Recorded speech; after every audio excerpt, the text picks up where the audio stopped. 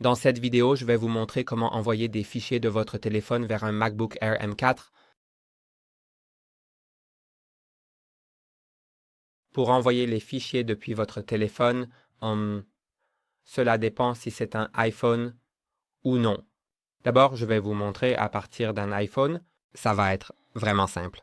Il suffit d'accéder à votre iPhone et de sélectionner le fichier que vous souhaitez envoyer ici. Cela peut être un fichier, une photo ou un document, peu importe. Donc je vais juste trouver quelque chose, peut-être une photo.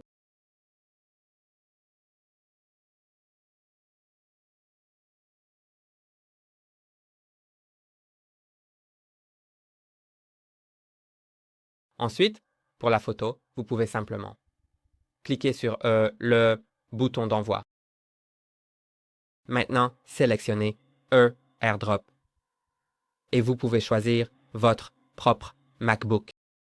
Ou si vous l'envoyez depuis l'appareil d'une autre personne qui est connectée à un compte Apple différent, alors sur votre MacBook, vous devez vous assurer qu'AirDrop est activé et qu'il est réglé sur contact uniquement ou tout le monde.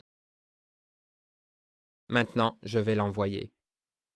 Et comme c'est mon propre MacBook, je n'ai pas besoin de cliquer sur accepter, mais si vous l'envoyez depuis l'appareil d'une autre personne, vous devrez d'abord accepter. Et maintenant, comme vous pouvez le voir, je l'ai dans le dossier des téléchargements. Mais si ce n'est pas un iPhone, vous devriez aller sur le site pairdrop.net. C'est ce que je recommande, mais bien sûr, vous pouvez utiliser autre chose.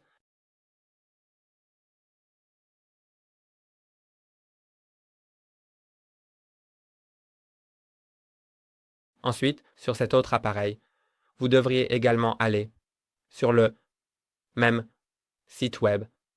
Et si vous êtes sur le même réseau, alors l'appareil apparaîtra simplement à l'écran. Donc maintenant, je peux simplement cliquer sur la marque. Maintenant, je vais peut-être prendre une photo. Ensuite, cliquez sur Utiliser la photo. Et maintenant, vous pouvez simplement l'accepter. Et cela vous permettra de cliquer sur Autoriser et c'est téléchargé dans les téléchargements. Mais si vous n'êtes pas sur le même réseau Wi-Fi, vous pouvez simplement vous connecter à cet appareil avec un code. Vous pouvez donc cliquer sur le bouton « Lier les appareils de façon permanente », puis sur cet autre appareil, cliquez également sur ce bouton ou scannez simplement le code QR. Ensuite, entrez simplement le code d'un autre appareil sur un autre.